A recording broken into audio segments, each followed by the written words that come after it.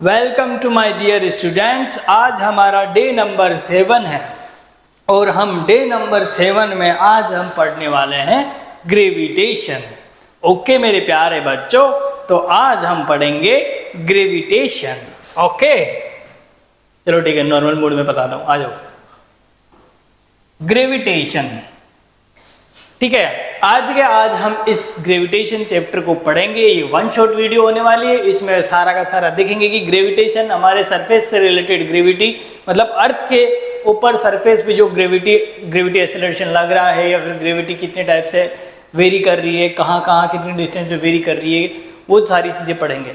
Then उसके बाद में हम पढ़ेंगे कि मोशन ऑफ द सैटेलाइट, ठीक है, कि सैटेलाइट कैसे मोशन कर रहे हैं, तो उनकी स्टडी। तो ग्रेविटेशन दो पार्ट्स में चलता है, ध्यान रखना, जिसमें एक पार्ट में हम पढ़ेंगे gravity force, gravity acceleration, intensity और पोटेंशियल एनर्जी, है ना, ये सारी चीज़ें पढ़ेंगे। दूसरा पार्ट हमारा वही आता है कि उसमें सैटेलाइट के ऊपर आता है, सैटेलाइट कैसे वर्क करता है, कैसे काम करता है, उसका क्या टाइम पीरियड होता है ना, केपलर्स लॉ क्या है, वो सारी चीज़ें हम पढ़ने वाले हैं। तो ये दोनों पार्ट हम कंप्लीट करेंगे आज ग्रेविटेशन चैप्टर में। ओके, डे नंबर अपना 7 है आज क्रैश कोर्स का। तो आ जाइए, आज सबसे पहले स्टार्ट करते हैं न्यूटन्स लॉ से। ओके, न्यूटन भाई साहब ने ये बोला कि भाई देखो, जैसे इलेक्ट्रोस्टैट में तुमने सुना है कि दो चार्जेस के बीच में एक अट्रैक्शन फोर्स लगता है, रिपल्सन फोर्स लगता है ना, तो ग्रेविटेशन में भी ऐसे बोला है कि दो मास पार्टिकल है, उनके बीच में एक फोर्स लग रहा होता है, अट्रैक्शन फोर्स लग रहा होता है, उसी को क्या बोलते हैं, ग्रेविटेशन फोर्स बोलते हैं।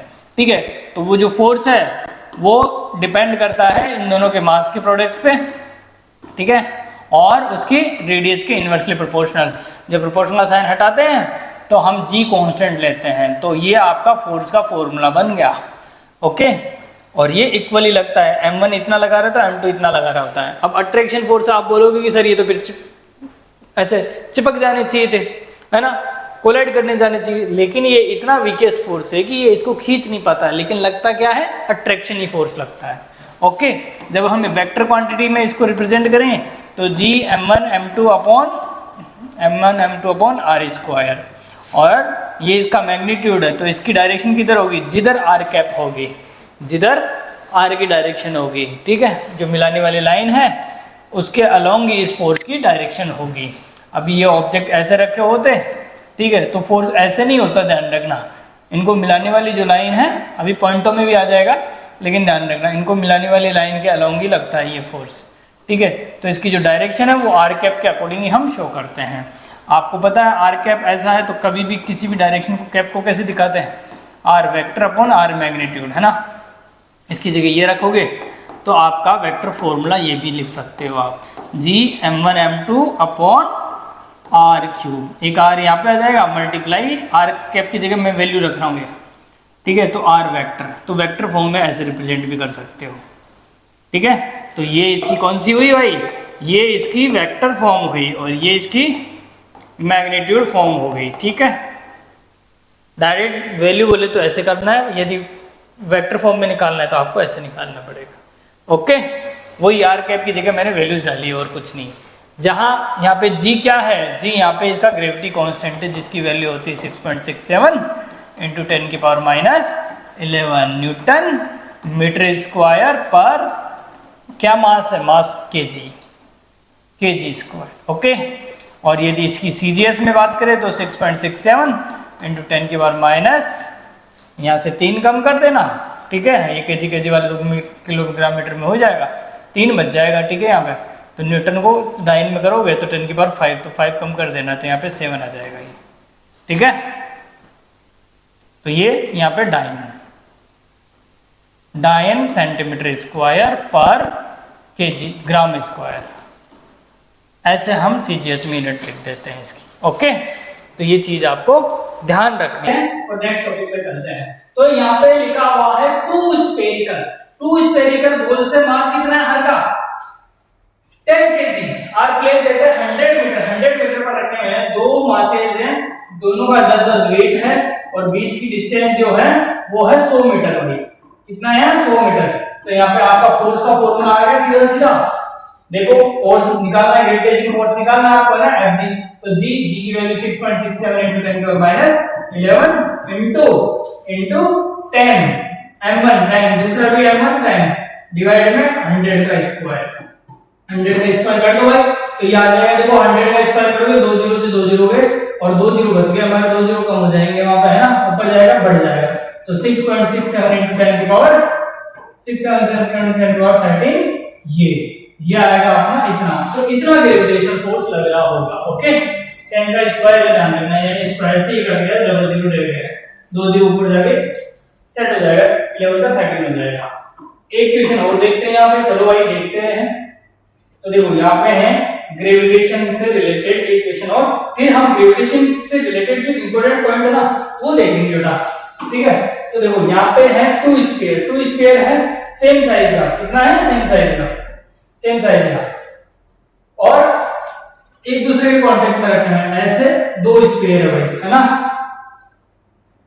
ऐसे दोनों कांटेक्ट में रखे हुए हैं, यहाँ पे ये R है और ये भी R है, ठीक है, सेम साइज है, सेम साइज, इसका मतलब सारी की सारी चीजें इसमें क्या होगी, इक्वल हो जाएगी अपनी, ठीक है। चलो भाई, तो प्रूफ क्या करना है, ये बोल रहा है, प्रूफ करना है आपको gravitational force acting on between the directly proportional to the fourth power of their radiation, मतलब जो आपका ग्रेविटेशनल फोर्स है वो ऐसे प्रूफ करना है आपको, ये प्रूफ करना है भाई आपको, ठीक है। कैसे करोगे, आओ, फोर्स का फॉर्मूला आपको पता है क्या होता है, Gm1 m2 upon r square, है ना। अब यहां से कैसे लगता है r के इनवर्सली प्रोपोर्शनल है ना, लेकिन देखो इन दोनों के बीच की डिस्टेंस कितनी हुई, 2r हो गई, इनके बीच की डिस्टेंस 2r हो गई भाई, ठीक है। और यहाँ पे g कांस्टेंट है, m1 को रखेंगे हम, मास को रखोगे क्या, मास को रखोगे rho into density volume, density into volume कर दोगे तो इसका मास आ जाएगा, वॉल्यूम आपको पता है ये स्फीयर है तो कितना होगा 4/3 पाई r क्यूब, है ना। तो यहाँ पे मास और दोनों इक्वल साइज में, तो यही रखोगे, तो रो 4/3 पाई r क्यूब, और इसका दोनों मास इक्वल है तो इसका स्क्वायर कर देते हैं डायरेक्ट, डिवाइड में r का पावर स्क्वायर। यहां से देखो अब ये कांस्टेंट g भी कांस्टेंट, तो यहाँ पे स्क्वायर करोगे तो r की पावर कितना हो जाएगा, r की पावर 6 हो जाएगा, है ना, और नीचे r का स्क्वायर होगा, तो कट फिट के कितना आएगा, r की पावर 4। इसका मतलब हम ग्रेविटेशनल फोर्स के बारे में बोल सकते हैं कि इसका जो ग्रेविटेशनल फोर्स है वो रेडियस के फोर्थ पावर के प्रोपोर्शनल है, ऐसे प्रूव करना है, कर सकते हो ना। कभी मास नहीं दिया हो तो डेंसिटी मल्टीप्लाई वॉल्यूम करना, वॉल्यूम स्फीयर दे रखा है, स्फीयर का 4/3 पाई r क्यूब करना है, दोनों इक्वल है इसलिए इसका होल स्क्वायर कर दिया मैंने। ओके चलो भाई नेक्स्ट, अब इसके कुछ इंपॉर्टेंट पॉइंट्स देखते हैं। इसके इंपॉर्टेंट पॉइंट्स में आपको ध्यान रखना है सारी बातें जो मैं बता रहा हूं, इंपॉर्टेंट पॉइंट।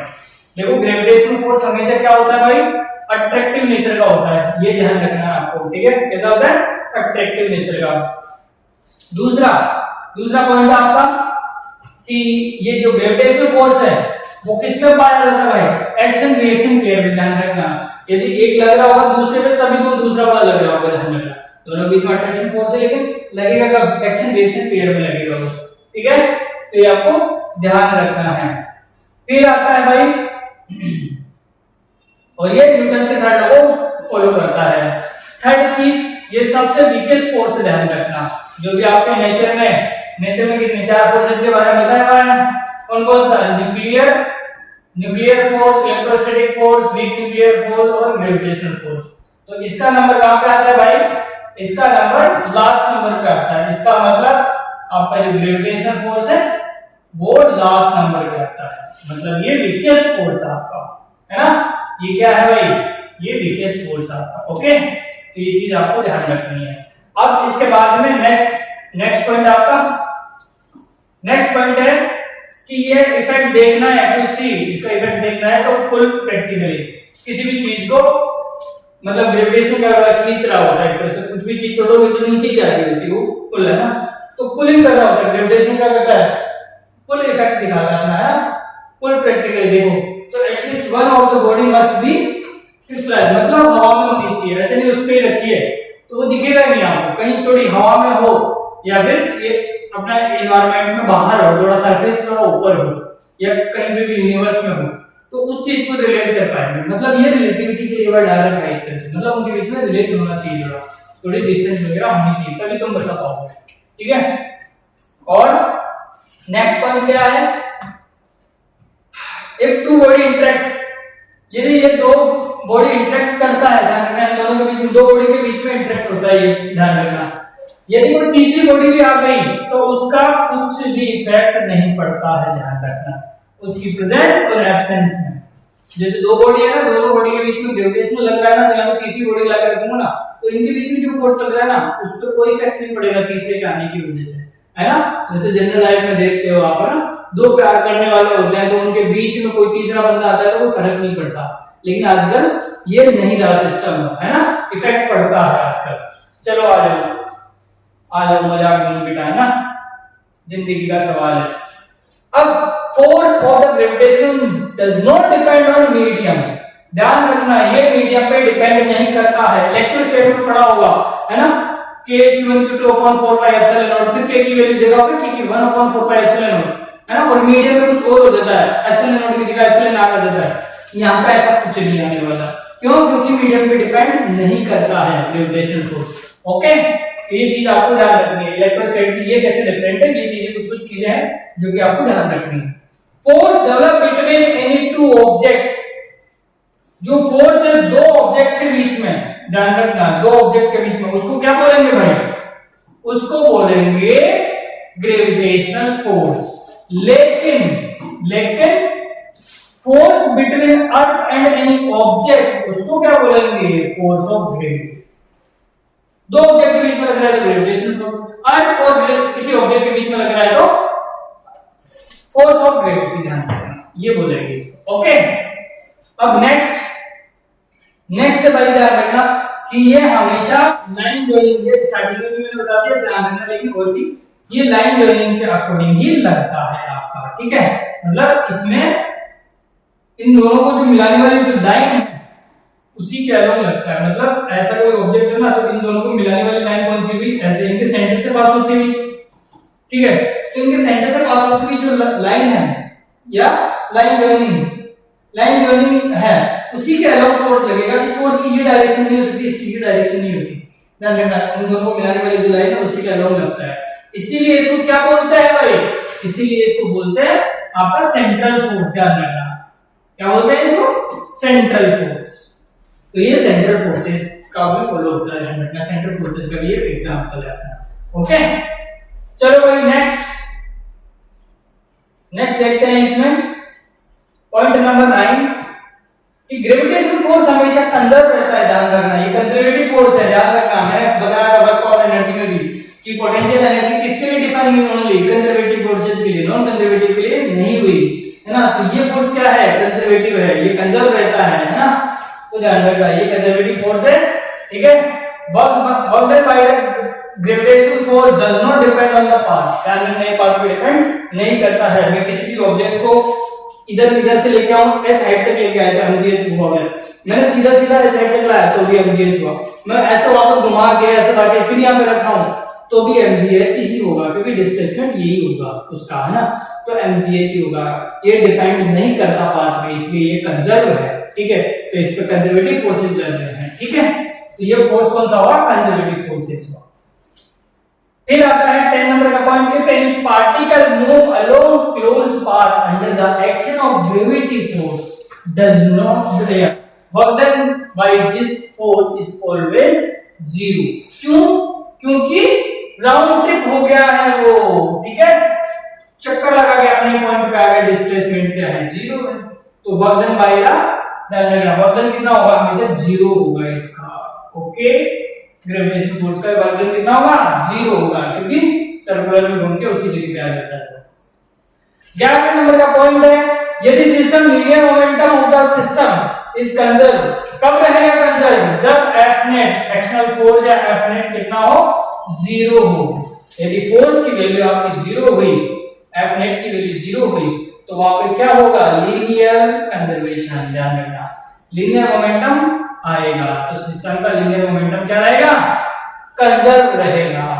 और यदि नहीं है, यदि फोर्स आपका 0 या नेट फोर्स 0 नहीं है, तो क्या होगा भाई? तो ध्यान रखना, डज नॉट कंजर्व रहेगा, डज नॉट कंजर्व रहेगा। ये चीज ध्यान रखना कि एक सिस्टम में दो पार्टिकल्स है और पार्टिकल्स है, तो उनका F net कितना, उसका एफ नेट, उसका क्या भाई, उसका एफ नेट 0 होना चाहिए, तब वो क्या रहेगा, तब वो कंजर्व रहेगा। ये चीज आपको ध्यान रखनी है। समझ गए 11 के 11 पॉइंट, ये बड़े इंपॉर्टेंट पॉइंट है जो कि आपको ध्यान में रखने हैं ग्रेविटेशनल के लिए, ठीक है। अब आते हैं हम due to multiple particles, due to multiple particles क्या क्या होता है। अब देखो इसमें एक लाइन अपने भी पॉइंट में बताई, ये ना तीसरे पार्टिकल की वजह से कोई वो नहीं होता, इससे फर्क नहीं पड़ता। मतलब दो पार्टिकल्स के बीच में ग्रेविटेशन लग रहा है ना, तो तीसरा पार्टिकल आके रख देगा ना, तो भी उनके बीच में जो लग रहा है वो लगेगा फिक्स है, उनके बीच में इफेक्ट नहीं आएगा कुछ, है ना। तो इसको क्या करते हैं हम, वेक्टरली जोड़ देते हैं इसके फोर्सेस को। जैसे मान लो इनके बीच में एक फोर्स लग रहा है, ये मान लो मास है m और ये m1 है, ये m2 है ना, ये m3 है और ये mn है, n टाइम पे, है ना। तो इनके बीच में एक फोर्स लग रहा होगा, तो इसकी वजह से कोई इफेक्ट नहीं आएगा, जो लग रहा है लग रहा है फिक्स। फिर इनका एक कॉम्बिनेशन है, इनके बीच में एक लग रहा होगा, फिर इनके बीच में ऐसे लेंगे तो f नेट हम जोड़ेंगे तो कैसे, सुपरपोजिशन के अकॉर्डिंग। सुपरपोजिशन क्या बोलता है कि वेक्टर सम हो जाता है इनका, वेक्टर सम मतलब f नेट लिखोगे तो f dash f1 + f2 f dash dash dash fn तक ऐसे सब ऐड करते जाओगे आप, ठीक है। वेक्टरली मतलब वेक्टर के साथ आपको ऐड करना है, डिपेंड करेगा कि उनके बीच में कुछ एंगल है तो एंगल लिखो, और तो वेक्टर एडिशन होता है, ध्यान रखना, सिंपल एडिशन मत करना, है ना, क्योंकि एंगल का कुछ ना कुछ रोल रहेगा। जैसे एक क्वेश्चन है यहाँ पे, उस क्वेश्चन को देख लेते हैं हम पहले, ठीक है। जैसे है यहाँ पे linear particle each of mass m, सबका मास कितना है, m है, और इस डिस्टेंस के अकॉर्डिंग रखा हुआ है 1 2 4 ऐसे, है ना। Find the magnitude of the gravitational force particle of origin, जो ओरिजिन पे रखा हुआ है उस पे फोर्स निकालना है। ये रहा भाई ओरिजिन पे, यहां से डिस्टेंस 1 है, यहां से डिस्टेंस 2 है, यहां से डिस्टेंस 4 है, ठीक है। ऐसे ऐसे डिस्टेंसेस दे रखी है, तो भाई ऐड करते जाओ। एफ नेट कितना लिखूंगा मैं, एफ नेट लाइन के अकॉर्डिंग ही, एक लाइन के अकॉर्डिंग है, सारे फोर्सेस जुड़ते जाएंगे, तो इनके बीच में जो फोर्स लग रहा होगा वो कितना हो रहा होगा, k या फिर g m1 m2 दोनों बराबर है, तो m स्क्वायर हो जाएगा, होगा ना, डिवाइड में 1 का स्क्वायर। फिर दूसरा इसी लाइन के according g m square upon 2 का स्क्वायर, फिर g m स्क्वायर अपॉन 4 का स्क्वायर, 3 नहीं ध्यान रखना 4 है ना। फिर g m स्क्वायर अपॉन 8 का स्क्वायर, बढ़ता जा रहा ना, एक कड़ा बढ़ता जा रहा डेस डेस डेस इनफिनिट तक, ठीक है। यहाँ पे देखो कुछ कॉमन आ रहा है, यहाँ पे g m स्क्वायर कॉमन आ रहा है, तो अंदर क्या बच रहा है 1 का स्क्वायर 2 का स्क्वायर 4 का स्क्वायर, ऐसे बनता जा रहा है इनफिनिट तक। और हमें देखने में पता चल रहा है कि ये जीपी मिल रही है, जीपी का सम करना है, जीपी का सम करना है इनफिनिट टाइम्स पर, है ना। तो सिंपल सा फॉर्मूला आता है 1/1 - r, है ना। तो gm स्क्वायर a कितना है, यहाँ पे a तो 1 ही है, r कितना है, इसमें इसका डिवाइड दे दो तो 1/r स्क्वायर 1/4 का स्क्वायर, तो 1a इसका फॉर्मूला होता है, ध्यान रखना इसका फॉर्मूला होता है a/1 - r, जहां पे r क्या होता है सेकंड टर्म में फर्स्ट टर्म का डिवाइड दे दो किसी भी नंबर, तो a फर्स्ट टर्म में हमारे फर्स्ट टर्म में 1 आ गया, 1 - r, r क्या होगा, इसमें इसका डिवाइड दे दो 1/4 ही रहेगा, ठीक है। इसको सोल्व कर लो, ये आंसर आ गया। तो यहाँ पे कितना बचा, यहाँ पे बच गया 3, 4 ऊपर चला गया, तो 4gm स्क्वायर अपॉन 3, ये इसका आंसर होगा भाई। समझ गए ना ये। तो ऐसे अपने को क्वेश्चंस करने हैं, ओके। अब जैसे मान लीजिए पार्टिकल है ना, एक बात और बता दूं इसी एग्जांपल के साथ साथ कि यहाँ पे मान लीजिए वो बोल रहा है कि ग्रेविटेशन में पॉइंट मासेस हैं, तो पॉइंट मासेस के लिए ध्यान रखना डायरेक्टली फॉर्मूला लगा लेना। यदि इस कुछ साइज में दे रखा है तो ध्यान रखना साइज के लिए स्फीयर वाले तो एग्जांपल्स मिल सकते हैं आपको, ठीक है, क्योंकि उनकी ग्रेविटी, सेंटर ऑफ ग्रेविटी और सेंटर ऑफ मास एक ही होते हैं।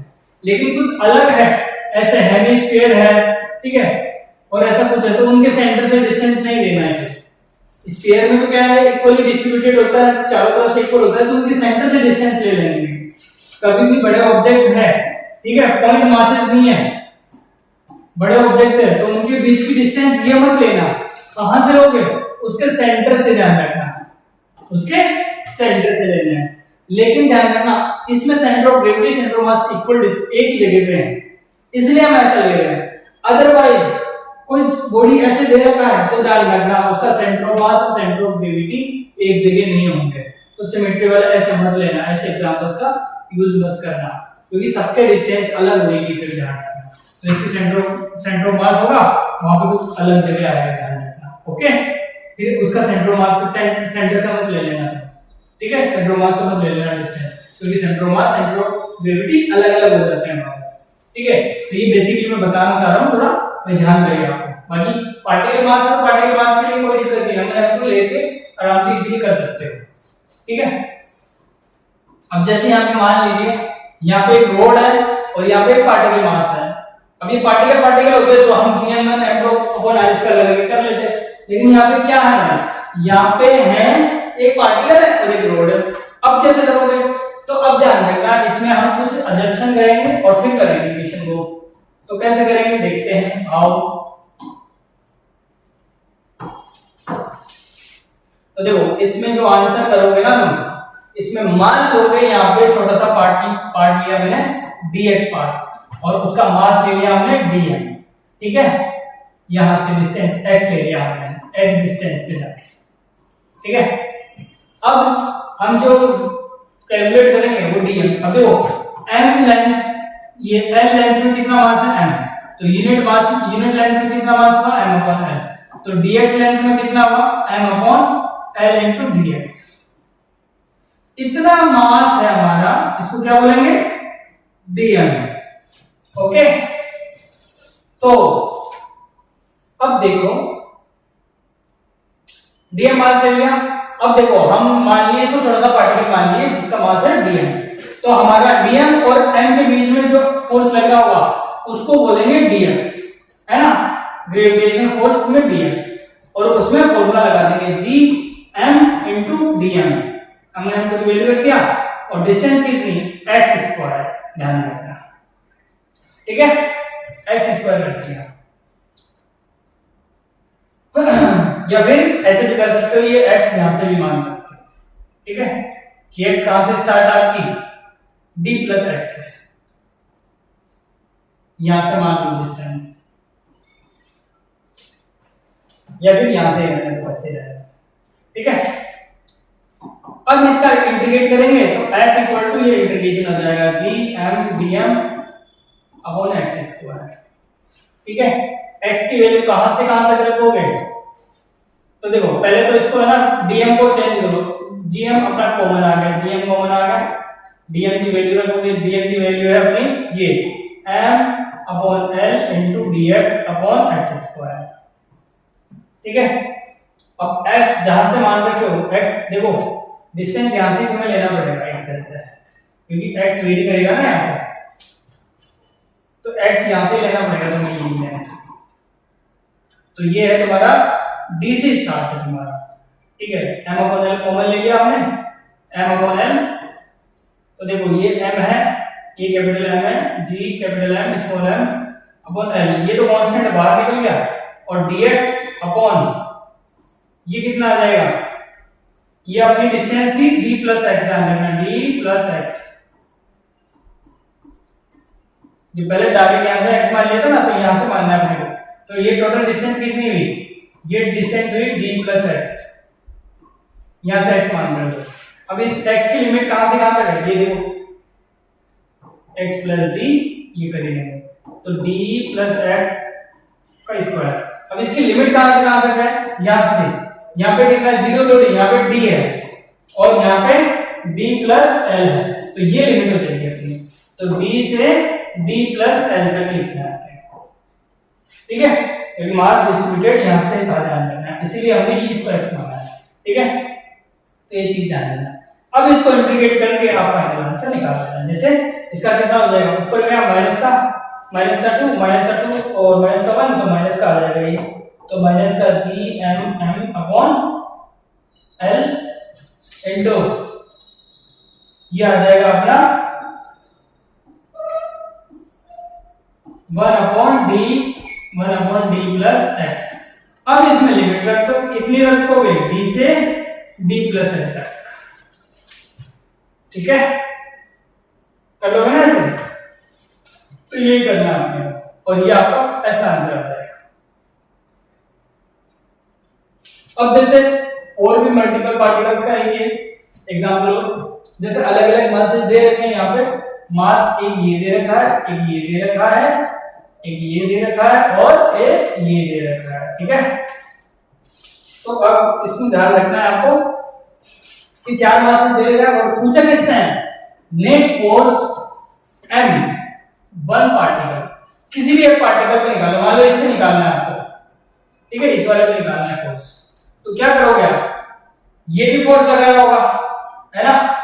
किधर लगा रहा होगा, ये अट्रैक्शन फोर्स है भाई, ऊपर तो खींचता है, और ये इधर लगा रहा होगा, और ये इधर लगा रहा होगा।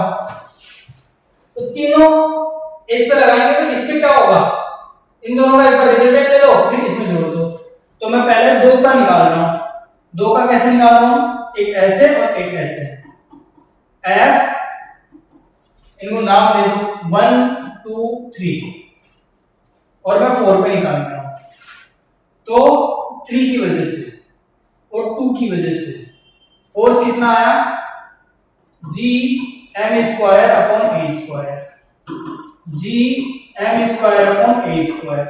अब ये एक दूसरे के किस में 90 में है, तो 90 वाले को निकाल देंगे ऐसे करके, f' बोल देता हूं इसको, इन दोनों का रिजल्टेंट f' तो f1 का स्क्वायर f2 का स्क्वायर, दोनों इक्वल है तो √2 टाइम हो जाएगा, दोनों इक्वल है दोनों, तो √2 टाइम gm ये सारा कॉमन आ गया, तो अंदर 1 + 1 बच गया, तो √2 टाइम ऑफ gm²/a², ये आ गया f' है ना।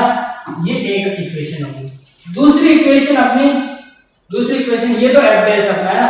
अब यहाँ पे है f2, इसी पे क्या है f2, तो f2 कितना हो जाएगा, g देखो f2 के लिए ये देखो ऐसे, इसका इसके बीच में डिस्टेंस है ये, तो ये a है, ये a है, तो a² + a², तो √2 टाइम ऑफ a, ये इसकी क्या हो जाएगी, ये इसकी हो जाएगी डिस्टेंस, ये डिस्टेंस हो जाएगी इसकी, तो इसके लिए डिस्टेंस क्या लिखूंगा, √2 टाइम ऑफ a का स्क्वायर। ठीक है, और बाकी सारी चीजें कॉमन m² है ना। तो ये f2 आ जाएगा हमारा, f2 कितना आया, f2 आया Gm²/2a²।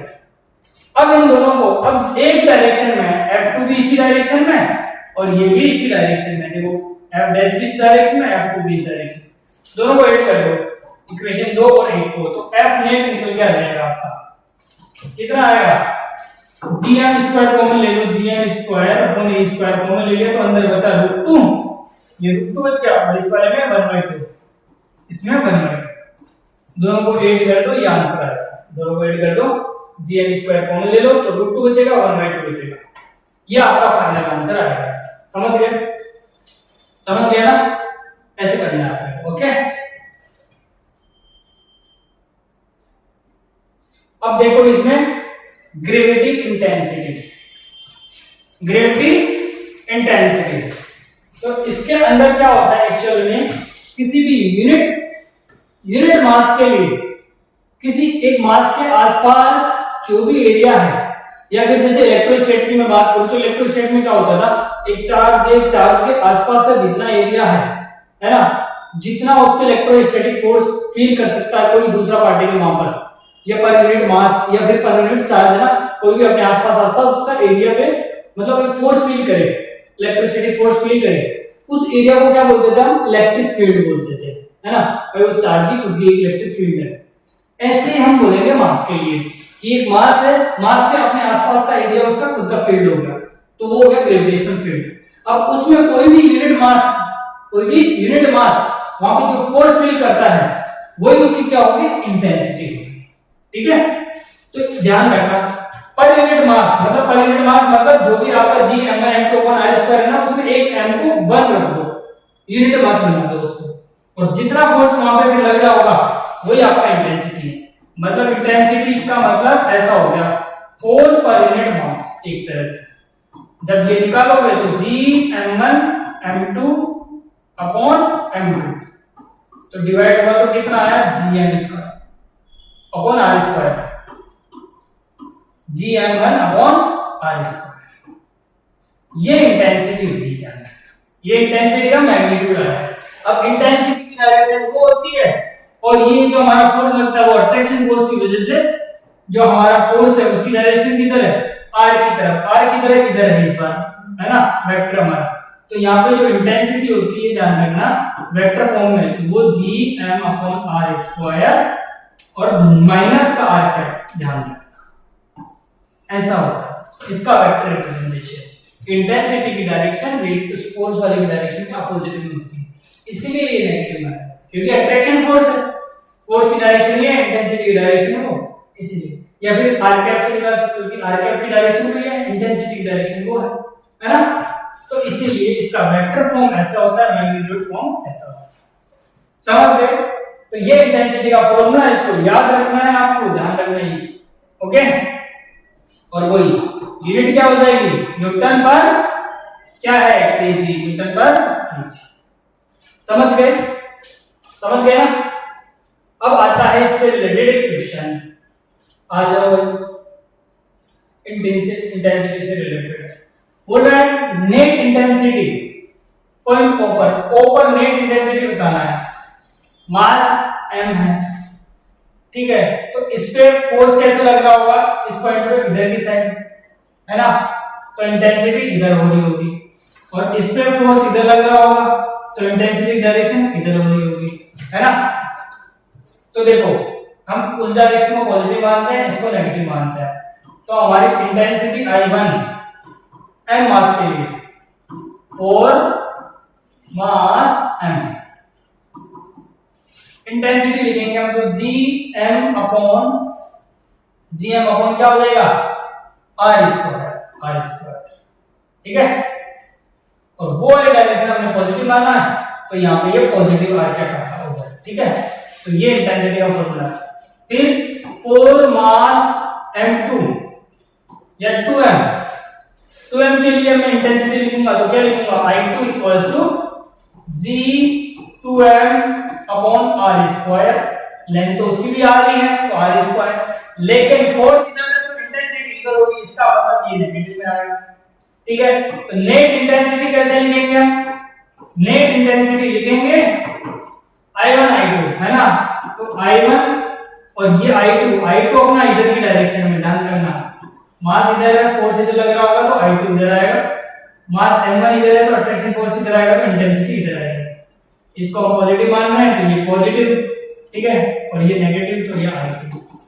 तो यहाँ पे क्या आया भाई अपना Gm square upon r square divide में ये क्या है नेगेटिव में 2Gm अपॉन 2m स्क्वायर नहीं है,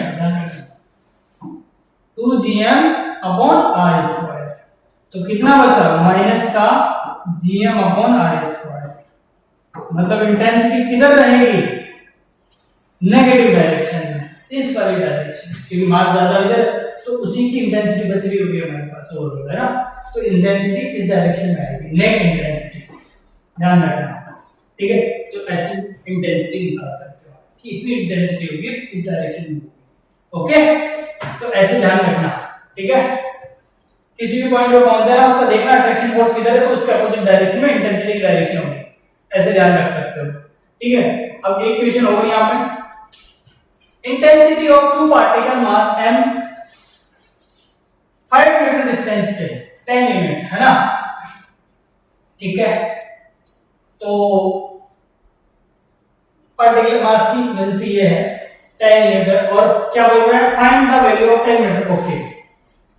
एक मास है m, 5 मीटर की डिस्टेंस पे जो इंटेंसिटी है वो कितनी है 10 यूनिट है, और वही बोल रहा है कि उसी सेम मास पे यदि इसकी डिस्टेंस 10 कर दूं मैं तो इंटेंसिटी बताओ कितनी होगी। इजी क्वेश्चन, सिंपली रख लो। I का फॉर्मूला क्या होता है Gm, मैग्नीट्यूड फॉर्म में बता रहा हूं, gm upon are square, gm upon are square equal to ये कितना है, ये 10 दे रखा है, तो यहां से एक इक्वेशन बन गई gm अपॉन r5 का स्क्वायर इक्वल टू 10, एक इक्वेशन। ऐसे मैं i2 का लिखूं तो i2 का क्या लिखूंगा, gm अपॉन 10 का स्क्वायर इक्वल टू हमें पता करना है x बोल दो, दो इक्वेशन एक वेरिएबल काट दो, डिवाइड कर दो, एक डिवाइड बाय 2 है ना, एक डिवाइड बाय 2 करोगे, एक डिवाइड बाय 2 करोगे यहाँ पे, तो यहाँ पे क्या बच जाएगा भाई, 10 का स्क्वायर ऊपर गया और divide by 25 equal to 10 upon x, तो यहाँ पे कट रहा है, ये 4 टाइम है ना, तो ये 100 ऊपर गया, डिवाइड बाय 25 रह गया है ना, gm से gm कट गया ना अपना, 10 स्क्वायर और 5 का स्क्वायर 10 अपॉन x, ठीक है, x इधर आया तो 10 अपॉन 4 मतलब 5 अपॉन 2 मतलब 2.5, इतनी यूनिट इसकी इंटेंसिटी होगी, ठीक है, कर लोगे ना एग्जीक्यूशन। तो कभी भी आए कुछ नहीं, ग्राफ डायग्राम बनाना, डेटा लिखना, डेटा से हमें पता चल जाएगा कैसा क्वेश्चन आने वाला है, ओके। चलो भाई अब पढ़ते हैं gravitational field intensity due to multiple particles. तो भाई एक पार्टिकल है, कोई मल्टीपल है ना, एक पार्टिकल है और छोटे छोटे अलग अलग पार्टिकल होते हैं, तो उनकी वजह से जो इंटेंसिटी निकल के आएगी, या फिर पॉइंट बोल दो, क्योंकि इंटेंसिटी में क्या चाहिए, यूनिट मास, तो अलग अलग पॉइंट बोल दो कि इस पॉइंट के लिए कुछ इंटेंसिटी, इस पॉइंट के लिए, इस पॉइंट के लिए, इस पॉइंट के लिए और इस पॉइंट के लिए, अलग अलग पॉइंटों के लिए ये मास है m, इस मास से मल्टीपल पार्टिकल्स के लिए, मल्टीपल पॉइंट्स के लिए या पार्टिकल्स के लिए इंटेंसिटी क्या होगी भाई, या फिर ये कॉमन पॉइंट है, अलग अलग मासेस हैं, तो क्या करोगे, वही जैसे हमने फोर्स का लिखा वैसे यहाँ पे इसका लिखना है, वेक्टर एडिशन हो जाएगा आपका, और सबका निकालना है और सबका ऐड कर देना है, चलते जाना है, तो ये हो जाएगा आपका इंटेंसिटी, ठीक है। वही क्या कर रहा है, वेक्टर एडिशन करना है, क्योंकि दो पार्टिकल्स के बीच की एक इंटेंसिटी निकालोगे और वेक्टर एडिशन करोगे, हो सकता है एक ही डायरेक्शन में, जैसे ऊपर वाला क्वेश्चन था या उससे ऊपर वाला था, एक ही डायरेक्शन में थे, डायरेक्ट हम जोड़ रहे थे, है ना, अपोजिट डायरेक्शन हो तो देखना पड़ेगा एंगल कितना है, क्योंकि वेक्टर एडिशन हो रहा है यहाँ पे, है ना। मान लो ऐसा ऐसा कि एक पॉइंट, एक मास इधर है, एक मास इधर है, इस पॉइंट पे अपने को इंटेंसिटी चाहिए, तो इसकी वजह से इंटेंसिटी कुछ और होगी I1 और इसकी वजह से इंटेंसिटी कुछ और होगी I2, दोनों के बीच में एंगल देखना पड़ेगा। मान लो इधर आ रहा है 90 एंगल है, तो I नेट ऐसे निकालना पड़ेगा अपने को कि वही रूट ऑफ I1 का स्क्वायर I2 का स्क्वायर, डिपेंड करेगा कि कौन से एंगल का है, कौन सा कॉन्फिगरेशन है, ओके। तो वही है अपने को, जैसे हमने फोर्स के लिए पढ़ा वैसे इंटेंसिटी के लिए ऐड कर देना, वेक्टर एडिशन, ध्यान रखना, भूलना मत, वेक्टर एडिशन आता है ना।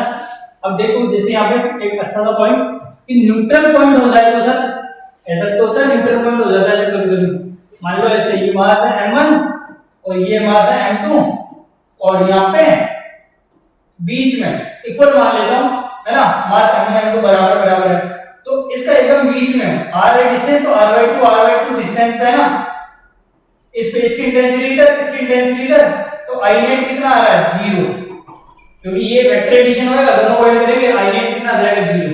तो ये पॉइंट कौन सा हुआ, ये पॉइंट हुआ आपका न्यूट्रल पॉइंट। न्यूट्रल पॉइंट का मतलब इंटेंसिटी 0 हो जाती है, जहां पे इंटेंसिटी क्या हो जाएगी 0 हो जाएगी, उस पॉइंट को क्या बोलेंगे भाई, न्यूट्रल पॉइंट बोलेंगे। न्यूट्रल पॉइंट का मतलब इंटेंसिटी 0 है ना, ओवरऑल इंटेंसिटी 0, नेट इंटेंसिटी 0। तो इसमें अभी तो जैसे इक्वल इक्वल है, मास इक्वल है, m मास है ना, और ये डिस्टेंस r थी, इसलिए हम देख लिया एकदम मिड में आएगा, r/2 कर दिया। लेकिन वो कभी-कभी ऐसा बोलता है कि ये तो मास m1 है, हमें नहीं पता कितना, ये मास m2 है ना, और इनके बीच में डिस्टेंस r है, r डिस्टेंस है, ठीक है, और इनके बीच में न्यूट्रल पॉइंट कहां पे होगा उसके बारे में पूछ लेता है वो कभी-कभी, है ना, तो अपने को यहाँ पे पूछ लेता है वो कि कभी-कभी यहाँ पे न्यूट्रल पॉइंट कहां पे होगा। तो ये डिस्टेंस बोलता है वो कि m1 से बताओ r1 डिस्टेंस कितनी हुई, है ना, या फिर m2 से बताओ r2 डिस्टेंस कितनी हुई। तो ये r1 r2 के बारे में पूछ लेता है। तो ध्यान रखना है, इसको कैलकुलेट करने के लिए वो इंटेंसिटी को बराबर करके नेट इंटेंसिटी को जीरो करके मैंने ये निकाला है ऐसा फॉर्मूला जिसमें आपको वैल्यू रख के आंसर आ जाएगा। r1 पूछा है ना वो, तो r1 के लिए क्या करोगे, रूट ऑफ m1 r क्या बीच की डिस्टेंस डिवाइड में दोनों के रूट को करके सम करना है। वैसे ही आपको r2 पूछ ले तो r2 के लिए ये फॉर्मूला, ठीक है, तो root of m2 into r upon root of m1 plus root of m2 ऐसे करना है। अब देखो इसमें क्या हो रहा है कि ये कब यूज करना है, जब यहाँ पे r2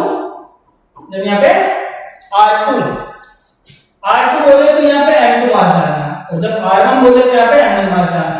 बाकी फॉर्मूला सेम है, यही तो चेंज है, यहाँ पे m1 है यहाँ पे m2 है, तो जब r2 पूछे तो m2 डाल देना, जब r1 पूछे तो m1 डाल देना, बाकी नॉर्मल फॉर्मूला है ना।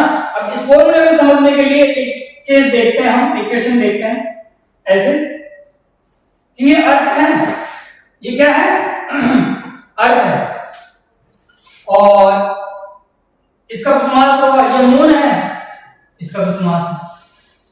तो जो अर्थ का मास है वो 64 टाइम है मून के मास से, ये डेटा में गिवन है, ठीक है। तो वो यही पूछ रहा है कि centre, what is the distance from centre of the earth, gravitational field will be 0। ये बोल रहा है ग्रेविटेशनल फील्ड विल बी 0 का मतलब आई नेट अपना कितना होना चाहिए, 0, मतलब न्यूट्रल पॉइंट पूछ रहा है वो आपसे। क्या पूछ रहा है, न्यूट्रल पॉइंट पूछ रहा है। न्यूट्रल पॉइंट कहां पे आएगा, मान लो यहां पे आएगा, ये है अपना न्यूट्रल पॉइंट, तो ये डिस्टेंस बतानी है आपको कि ये r1 क्या होगा या r2 क्या होगा, ठीक है। अपने को पूछा तो वैसे r1 ही है, लेकिन r2 भी निकाल देंगे हम, है ना। तो देखो कैसे करोगे, मैंने आपको अभी बताया कि r इक्वल टू r1 पूछे तो root of m1 r common r जो दोनों के बीच की डिस्टेंस है, और root of m1 plus root of m2, ये करना आपने। तो यहाँ पर m1 क्या है, ये अर्थ का मास, तो रूट ऑफ अर्थ का मास कितना है 64 mm, r कितना है, r अपना d, दोनों के बीच की डिस्टेंस d है। यहाँ पे root of 64 mm plus root of mm,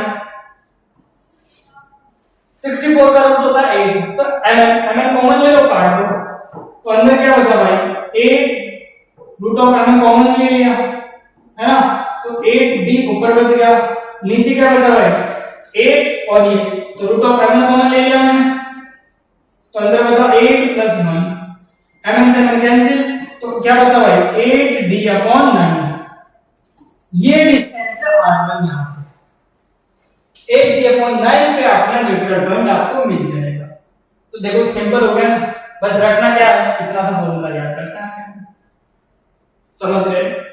समझ गए ना, वेरी गुड। आ जाओ अब देखते हैं gravitational field intensity due to sphere.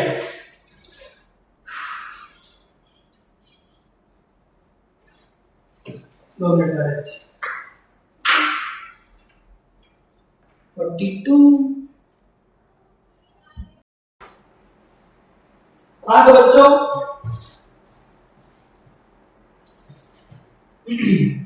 Yes ठीक है, अब देखेंगे हम gravitational field intensity due to sphere. Spheres की वजह से जो हमारी इंटेंसिटी रहेगी वो क्या रहेगी, चलो आओ देखते हैं। तो इसमें हम दो टाइप की स्फीयर देखेंगे, एक होलो स्फीयर और एक सॉलिड स्फीयर, ध्यान रखना, ठीक है। क्या पहले इसी को देख लेते हैं। मान लीजिए ये सॉलिड स्फीयर है, सॉलिड स्फीयर है तो इसके दो पॉइंट्स लेंगे हम, कौन कौन से, एक तो सरफेस पे, ठीक है, r इक्वल टू r पे, एक बाहर आउटसाइड में, ठीक है, एक इसके सरफेस पे और एक इनसाइड, ठीक है।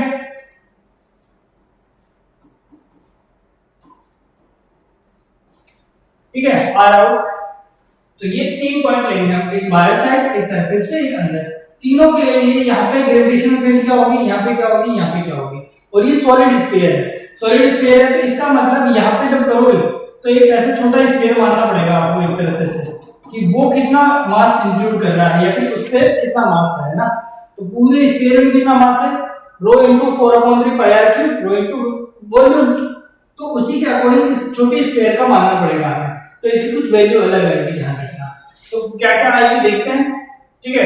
स्फीयर के अकॉर्डिंग ध्यान रखना, इसकी जो फर्स्ट की इंटेंसिटी है वो आएगी आपकी gm/r²।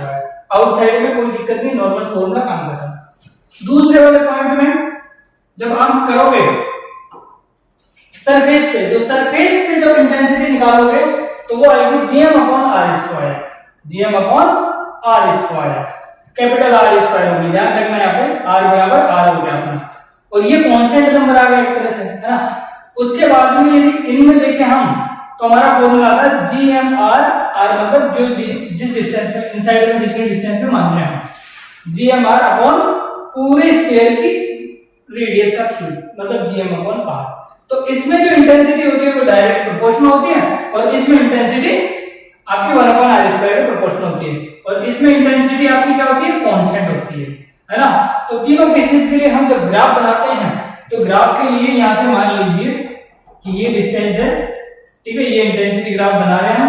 तो इनसाइड तक के लिए पॉइंट जब देखते हैं हम, इनसाइड वाले के पॉइंट के लिए देखते हैं हम, तो ध्यान रखना ये नेगेटिव होता है। जब इसका वेक्टर क्वांटिटी देखते हो तो ये नेगेटिव आता है इनके सामने, ठीक है।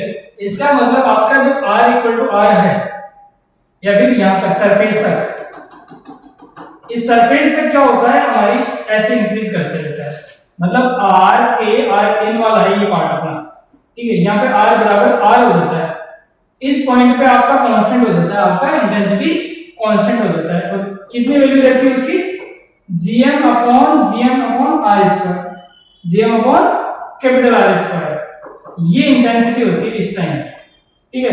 उसके बाद में आउटसाइड में जैसे हम बाहर जाते हैं, इससे आउटसाइड में जाते हैं तो ये 1/r² के प्रोपोर्शनल होती है। 1/r² के प्रोपोर्शनल का मतलब है कि ये डिक्रीजिंग होने लग जाएगा ऐसे। तो इसके लिए ग्राफ ऐसे आता है, इसके लिए ग्राफ ऐसा आता है, और इस पे कांस्टेंट होता है। तो इन तीनों को हम इंक्लूड करते हैं तो स्ट्रेट लाइन ये होता है पहले इनसाइड में, फिर हमारा सरफेस पे फिक्स हो गया, और फिर उसके बाद में ऐसे प्रोपोर्शनल वाला ग्राफ आता है, इनवर्सली प्रोपोर्शनल का स्क्वायर ग्राफ, ठीक है। तो ये ग्राफ मिलता है। और जब बात करते हैं हम किसकी, होलो स्फीयर की, जब बात करते हैं हम होलो स्फीयर की, तो होलो स्फीयर में देखो क्या होता है, होलो स्फीयर में यही तीनों केसेस, होलो स्फीयर में देखो ये आई आउट, आई इन, आई आउट, आई सरफेस और आई इन, ये तीनों का एक्चुअली क्या होता है, आई आउट का मतलब है, आई आउट वाला है मतलब बाहर वाली साइड के लिए प्रोपोर्शनल का, इन इनवर्सली प्रोपोर्शनल, ये ही रहेगा अपना क्या gm/r² की फॉर्मूला रहेगा। सरफेस पे gm/r² रहेगा, कांस्टेंट आ जाएगा, gm/r² रहेगा, कांस्टेंट आ जाएगा। और इनसाइड कोई भी होलो स्फीयर में मास होता है नहीं, तो मास की वैल्यू 0 पुट करोगे तो यहाँ पे 0 आएगा। तो इसका मतलब उसमें जो ग्राफ आएगा वो ध्यान रखना वो कैसा आएगा भाई, वो अपना ग्राफ इस टाइप से आएगा। वो स्टार्ट कहां से होगा, वो अपना ग्राफ ही ना स्टार्ट यहां से होगा, इधर से। ये अपना ग्राफ ये होलो के लिए आएगा, यहां तक कुछ भी नहीं आएगा, 0 रहेगा यहां तक, ठीक है। और फिर उसके बाद में कांस्टेंट वैल्यू के बाद में ऐसा, तो ऐसा ग्राफ मिलता है। और ये कांस्टेंट वैल्यू की वैल्यू वही gm/r²। तो ये होलो के लिए है और ये सॉलिड के लिए है, ठीक है। तो ये सॉलिड के लिए, ये होलो के लिए, तो होलो के लिए 0 रहता है, फिर ग्राफ ऐसा आता है। सॉलिड के लिए ये प्रोपोर्शनल होता है और उसके बाद में ऐसे इंक्रीजिंग होता है, ठीक है। तो ये दोनों ग्राफ होलो और सॉलिड के लिए, और ये इंटेंसिटी के फॉर्मूले होंगे, याद रखना। और ये बड़ा इंपॉर्टेंट फॉर्मूला है आपका, ठीक है, जिसको याद रखना है अपने को, gm/r³, क्योंकि कई जगह यही वेरी करता है, अंदर की बात हो रही होती है ना। जैसे यहाँ पे क्वेश्चन लूं मैं, तो यहाँ पे क्वेश्चन में ये देखो, find net gravitational force on particle mass m inside the tunnel present in solid sphere as shown the figure.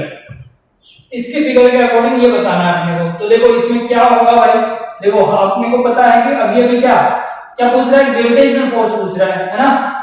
हमें पता है इंटेंसिटी निकाल लो, इंटेंसिटी का फॉर्मूला आपको पता ही है, इंटेंसिटी निकाल लो, इंटेंसिटी इक्वल टू क्या होता है, फोर्स अपॉन मास होता है, यही होता है ना, ऑन पार्टिकल मास m मास का फोर्स निकालना अपने को inside the tunnel of the inside the solid sphere के अंदर अपने को ये बताना है, ठीक है। तो देखो यहाँ पे इंटेंसिटी का फॉर्मूला क्या होता था भाई हमारा, अंदर की बात जब हो रही होती थी तो फॉर्मूला आता था G M R upon capital R cube, ये होता था इंटेंसिटी का फॉर्मूला, याद करो, है ना। अब यहाँ पे स्मॉल आर की वैल्यू कितनी है, स्मॉल आर की वैल्यू r/2 हो गई, तो इंटेंसिटी का जी पूरे का ध्यान रखना, जी एम अपना जो कि पूरे का मास है, जी एम आर क्या है, r/2 अपॉन आर क्यूब, है ना। तो ऐसे इंटेंसिटी पता चल गई हमें, है ना। तो इंटेंसिटी पता चल गई भाई, इसकी वैल्यू रखना हो तो डेंसिटी फॉर्मूला रख दो या फिर m में रहने दो। तो कैपिटल M किसको दिखा रहा है यहाँ पे, एक r से आ गया तो ये r से आ गया तो ये बच गया gm अपॉन 2r²। ये इंटेंसिटी आई, पूछा क्या है, फोर्स पूछा है स्मॉल मास पे, तो m का मल्टीप्लाई करो फोर्स आ जाएगा इंटेंसिटी से। तो अपना फोर्स कितना आया, gm अपॉन 2r², ये इसका फोर्स आ गया, ध्यान रखना, समझ गए ना। इंटेंसिटी निकाल लो, इंटेंसिटी निकालने के बाद आपको पता है ये r/2 है, अपना स्मॉल r की वैल्यू आपको गिवन है इससे, है ना, डायग्राम से, तो आपका ग्रेविटेशनल फोर्स पता चल जाएगा कि कितना है। इंटेंसिटी हमने पता ही कर ली, अभी अभी जो लास्ट वाला फॉर्मूला था ना उसका यूज करेंगे, समझ गए ना। चलो अब पढ़ते हैं acceleration, gravity acceleration, due to gravity acceleration. अब देखो एक्सेलरेशन है F इक्वल टू m पढ़ा है ना न्यूटन लॉ ऑफ मोशन में, एनएलएम में, है ना, वैसे ही यहाँ पे ध्यान रखना। तो यहाँ पे फोर्स हमने पढ़ा वहां पे m है, ठीक है, और यहाँ पे a को क्या बोलते हैं, g से रिप्रेजेंट करते हैं, ग्रेविटी के लिए g से एक्सेलरेशन को रिप्रेजेंट करते हैं। तो F इक्वल टू m है, मतलब F इक्वल टू mg, है ना। और फोर्स की डेफिनेशन के अकॉर्डिंग फोर्स का फॉर्मूला क्या है, gmm upon r², gmm upon r², ठीक है, ये है, मतलब एकदम सरफेस के पास की बात बोल रहा हूं मैं, ठीक है। तो यहां से m से m किया तो g की वैल्यू क्या आई भाई, यहाँ पे g की वैल्यू है gm अपॉन r², ठीक है। ये ग्रेविटी एक्सेलरेशन है, सरफेस के एकदम पास की बात बोल रहा हूं मैं, आपके सरफेस के बदले। अच्छा, ये जो ग्रेविटी एक्सेलरेशन फॉर्मूला आया वही, इसकी यूनिट क्या होगी, यूनिट अपनी जो सिंपल अपने एक्सेलरेशन की होती है वही होगी, मीटर पर सेकंड स्क्वायर, है ना। अब देखो इसमें एक कंपैरिजन देखते हैं हम कि अभी इंटेंसिटी का फॉर्मूला देखा वो भी gm अपॉन r² आ रहा था, और अभी ग्रेविटी एक्सेलरेशन में देखा वो भी तो ऐसा ही आ रहा है, एक दूसरे के कंपेयर करें हम तो इक्वल ही लगभग, है ना। तो ध्यान रखना इंटेंसिटी का याद रखो या ग्रेविटी एक्सेलरेशन का, सरफेस के लिए तो एक जैसा ही होगा, लेकिन सरफेस से कुछ डिस्टेंस पे जाते हैं तो ये भी वेरी करता है, ये भी वेरी करता है, ध्यान रखना, है ना। तो देखो ये ग्रेविटी एक्सेलरेशन के अकॉर्डिंग ऐसे वेरी करता है। अभी इसमें gm इनकी वैल्यूज डालते हैं, ग्रेविटी ये एक्सेलरेशन की मतलब कांस्टेंट की, मास की और रेडियस की, तो हमारी gravity acceleration at the surface 9.81 metre per second square आती है, आपको वैल्यूज पता होगी, ठीक है। वैल्यूज ये है अपनी mgr की वैल्यूज को नोट कर लो, ये आपका आएगा। अब ये सर ग्रेविटी एक्सेलरेशन क्या कांस्टेंट रहता है क्या, नहीं कांस्टेंट नहीं रहता भाई, इस अर्थ के इस सरफेस के आसपास ये रहेगा, सरफेस से इसका 5% ले लो, 5% ऑफ रेडियस, 5% ऑफ रेडियस 5% लेना है, तो 5% ऑफ रेडियस लोगे मतलब इसका 5% लोगे 64 किलोमीटर का, तो 320 किलोमीटर तक ये वैलिड है। जी आप वैलिड मान सकते हो कि जी की वैल्यू 9.8 ले सकते हो, कहां से, सरफेस से 3 पॉइंट, ये इतना ही रहता है लगभग, ठीक है। ये डिस्टेंस कितनी होगी 320 किलोमीटर, 320 किलोमीटर तक आपका जी की वैल्यू वही रहेगी, लेकिन 320 या फिर 500 1000 200 ऐसे कुछ वैल्यूज आ गई किलोमीटर में, है ना, तो वहां पे जी की वैल्यू वेरी करने लग जाएगी। है ना। जी की वैल्यू 9.8 ना हो सकता है 7 हो जाए, हो सकता है 10 हो जाए, कुछ और हो जाए, बढ़ जाए घट जाए, ठीक है, डिपेंड करेगा किस तरीके से हम आइडेंटिफाई कर रहे हैं।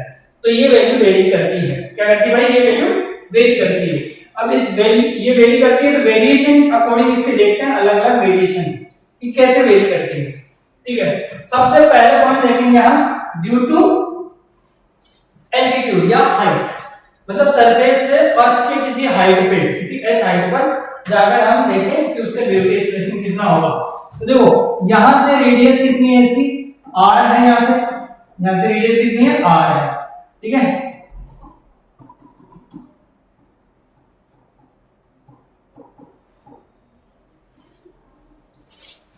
यहां से रेडियस आ रहे हैं और h डिस्टेंस पे जाके हमें पता करना है कि उसका ग्रेविटेशनल कितना है।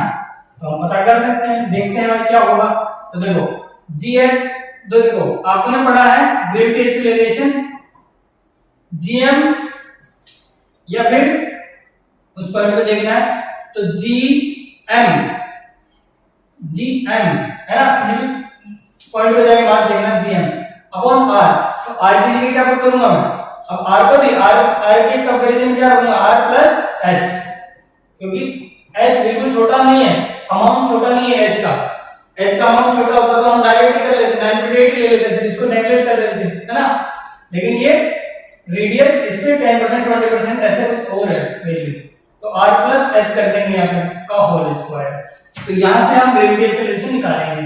अब देखो gm अपॉन r स्क्वायर, अब इसमें से यदि हम r कॉमन ले तो ये बच जाएगा gm upon r square, common लिया तो अंदर क्या बच गया, देखो अंदर क्या बच गया हमारा 1 प्लस h अपॉन r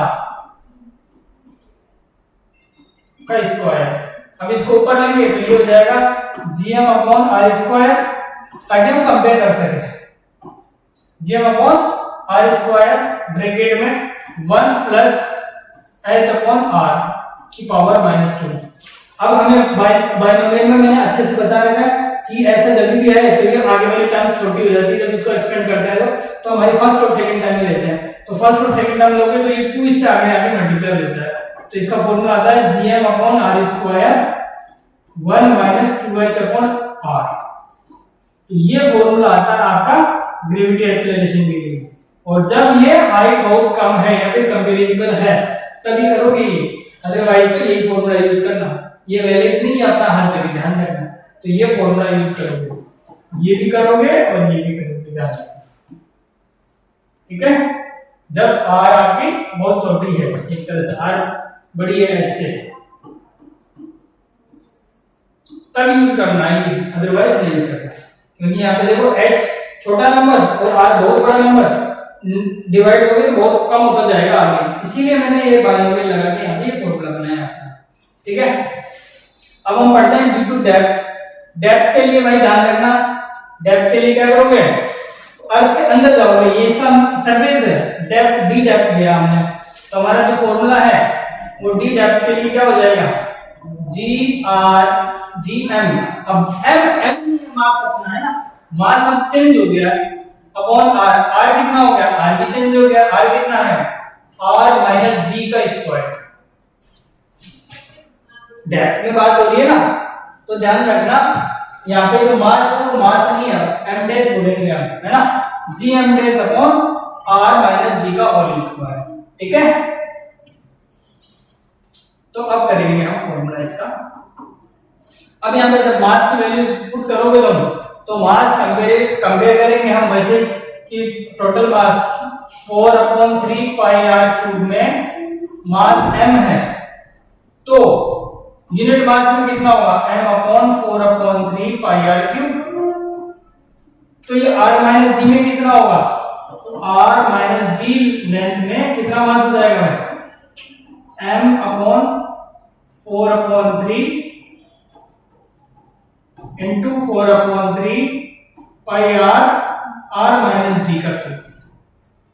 तो ये कट गया, तो अपना जो मास बचा m डैश की वैल्यू, ये m डैश की वैल्यू है 4/3 पाई आर क्यूब में कितना मास रहेगा, कितना मास रहेगा, तो m डैश की वैल्यू आ जाएगी m r माइनस d का क्यूब अपॉन आर क्यूब, ये रहेगा मास।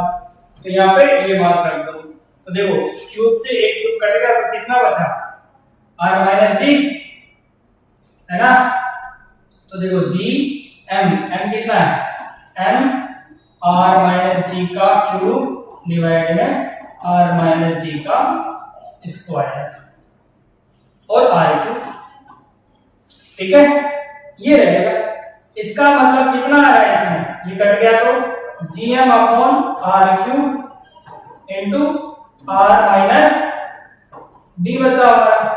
इसको क्या बोल देंगे, सरफेस, आर स्क्वायर वाले को। तो जी सरफेस और आर का डिवाइड दे दो अंदर, तो 1 माइनस डी अपॉन आर। एक आर स्क्वायर वाले को जीएस बोल दिया हमने, तो जीडी का फॉर्मूला ये आया। और जीएस का फॉर्मूला क्या आया था, इसमें देखो ये जीएस है, इसमें जीएच का फॉर्मूला क्या आया था, यहाँ पे जीएस सरफेस का 1 माइनस 2h अपॉन आर। तो ये सरफेस के लिए आया था 1 माइनस 2h अपॉन आर, है ना, जीएस मल्टीप्लाई में, और इसमें जीएस मल्टीप्लाई में 1 माइनस जी अपॉन आर दिया था, ठीक है। तो ऐसे फॉर्मूलाज आपको ध्यान में रखना है कि ये किसके लिए है, डेप्थ के लिए। डेप्थ के लिए ऐसा ही फॉर्मूला क्यों आया, क्योंकि डेप्थ में जाओगे तो मास भी तो चेंज होएगा। तो यहाँ पे तो मास हटता है अपना फॉर्मूले में जी, इसका मतलब मास वेरी हो रहा है, मास में कुछ बदलाव आ रहा है, तो अपना जी में भी बदलाव आएगा, है ना, चेंजेस आएंगे। ओके, अब देखते हैं शेप की वजह से। अब हम की शेप की वजह से भी हमारा ग्रेविटी एक्सेलरेशन पे क्या इफेक्ट पड़ता है, ठीक है। तो देखो हमारी शेप है ना, मतलब अर्थ की जो शेप है वो ऐसे एकदम रोटेशनल नहीं है, मतलब एकदम स्फेरिकल नहीं है, थोड़ा सा है ना, थोड़ा सा सिर्फ इस टाइप से है, थोड़ा सा ओवल टाइप से बोल सकते हैं ना, तो इस टाइप से हमारी। तो यहाँ पे जब ये देखते हैं इक्वेटर्स और ये पोल्स होते हैं अपने, ये साउथ नॉर्थ पोल था अपने, और ईस्ट वेस्ट वाले ये इक्वेटोरियल एक्सिस वाले हैं ना। तो इनके ऊपर एक्चुअल में क्या होता है, इस पे, इन पे जो वेट होता है, और इस पे जो पोल होता है mg, यहाँ पे mg लग रहा होता है। अभी नेक्स्ट वाले में देखेंगे कि यहाँ पे mg क्यों लग रहा है। तो ध्यान रखना पोल पे है ना, यहाँ पे पोल पे क्या हो रहा होता है, यहाँ पे g लग रहा होता है अपना, g इफेक्टिव अपना है ना, वो g का g लग रहा होता है यहाँ पे। लेकिन यहाँ पे इक्वेटर पे है ना, इक्वेटर्स पे क्या होता है, जो g इफेक्टिव है वो कुछ अलग लग रहा होता है। वो कितना लग रहा होता है, अभी मैं बोलूँ तो g माइनस वो कोशिश कर लैम्बडा ऐसा कुछ करोगे तब जाके आपका g पता चलेगा। लेकिन यहाँ पे सरफेस वाले से थोड़ा कम लग रहा होता है, यहाँ पे जो g भी लग रहा होता है ना, माइनस में कुछ आ रही होती है वैल्यू, ठीक है। मतलब ये वैल्यू जो है आपकी कम होती है GS से, सरफेस वाले से, और ये लगभग इक्वल ऑफ सरफेस के ही होता है, ठीक है। अब ये वैल्यूज कैसे हैं, मतलब यहाँ पे पोल वाला ज़्यादा होता है इक्वेटर वाले से, ध्यान रखना। तो वेट ऑफ पोल पे, जो पोल पे जो वेट होता है वो ज़्यादा होता है इक्वेटर से, ये चीज़ आपको ध्यान रखना है। और ये कैसे हुआ वो हम देखेंगे इसके रोटेशन के अकॉर्डिंग। तो यहाँ पे रोटेशन वाला केस देखते हैं कि मान लो ये अपनी अर्थ है, किसी ओमेगा से घूम रही है ना। तो यहाँ पे किसी भी पॉइंट पे मैं देखूँ, यहाँ पे किसी भी मैं पॉइंट से देखूँ, यहाँ पे इस पॉइंट पे है, ठीक है। तो इस पॉइंट पे देखने में मेरे को मिल क्या रहा है, इस पे मेरे को ऐसा पता चल रहा है कि इस पॉइंट पे जो मेरा नॉर्मल है वो इधर लग रहा है, जो mg है उसकी डायरेक्शन ये है, और यहाँ पे जो एंगल होता है वही एंगल यहाँ पे बनेगा, और इस एंगल को क्या बोलते हैं, लैटिट्यूड, ठीक है, एंगल ऑफ लैटिट्यूड। तो एंगल ऑफ लैटिट्यूड है। अब यहाँ पे कोई मास है अपना, कोई भी पार्टिकल है, तो उस पर वो ऐसे अर्थ के साथ साथ घूम रहा होगा, है ना। तो उसका मतलब उस पर, और ये जो इसका सेंटर है वो इस सेंटर वाली लाइन के अकॉर्डिंग हम देखें तो यहाँ पे एक सर्कुलर मोशन अवेलेबल हो रहा है एक तरह से ना। तो इसको एक सेंट्रीपिटल फोर्स मिल रहा होगा, उसकी वैल्यू हो रही होगी mv स्क्वायर अपॉन आर, या फिर ओमेगा स्क्वायर अपॉन आर, कुछ भी बोल दो, है ना, mv स्क्वायर अपॉन आर बोल दो, या फिर m ओमेगा स्क्वायर। तो यहाँ पे ओमेगा दे रखा है, इसलिए हम मान लेते हैं कि ओमेगा से घूम रही है, तो m ओमेगा स्क्वायर आर, ठीक है। यहाँ पे जो है अर्थ के सेंटर की तरफ mg लगता है हमारा, है ना। तो यहाँ पे अर्थ का जो इस पॉइंट पे है, यहाँ पे जो mg लग रहा होगा वो उसकी डायरेक्शन ये हो रही होगी, है ना।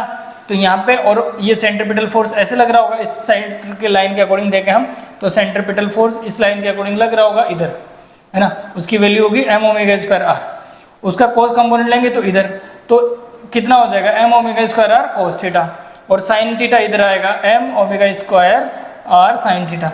तो ये कंपोनेंट तो अपने कोई काम का है नहीं, है ना, लैम्बडा साइन लैम्बडा, है ना, ये वाला कंपोनेंट काम का है। तो इसमें ये दोनों, अब देखो M omega square R cos theta और एन नॉर्मल अपनी साइड ये है और इधर ये है। तो देखो इधर क्या लिखेंगे, N plus M omega square R cos theta cos lambda equal to क्या है, एम जी, है ना, M G mass of earth into G. ठीक है, ये है वो एम जी इधर लग रहा होगा, कोई भी अपना जो भी मास रखा हुआ है पार्टिकल मास, है ना, उसका एम जी इधर। तो इन दोनों को बैलेंस करेंगे तो ये इक्वेशन आएगी। तो एन की वैल्यू क्या रहेगी यहाँ पे, एम जी, ये इधर जाएगा minus M omega square R cos lambda, ये रहेगा। और एन ये नॉर्मल फोर्स है, ये नॉर्मल फोर्स लग रहा होगा। अब इसका मतलब नॉर्मल फोर्स है तो कितना, जो भी मास है हमारा मास, और कितनी जी इफेक्टिव, ये निकालना है हमें जी इफेक्टिव, कि जी इफेक्टिव कितना एक्चुअल में कितना एक्सेलरेशन लग रहा है ना, वो नॉर्मल से पता चलेगा हमें यहाँ पे जी इफेक्टिव। तो एम कॉमन ले लो यहाँ पे, तो G minus omega square R cos lambda होगा, है ना। तो यहाँ पे देखो एम से एम कट गया अपना, तो जी इफेक्टिव का फॉर्मूला आया है ये G minus omega square R cos lambda. अब ये लैम्बडा पे डिपेंड करता है, ओमेगा पे डिपेंड करता है। तो ये तो फिक्स है, रेडियस भी फिक्स है, ओमेगा भी फिक्स है, अर्थ का रोटेशन डिपेंड कर किस पे करता है, लैम्बडा पे। अब लैम्बडा एकदम ऐसा हुआ, जीरो हुआ, लैम्बडा की वैल्यू जीरो हुआ, इसका मतलब इक्वेटर वाला केस आ गया अपना, है ना।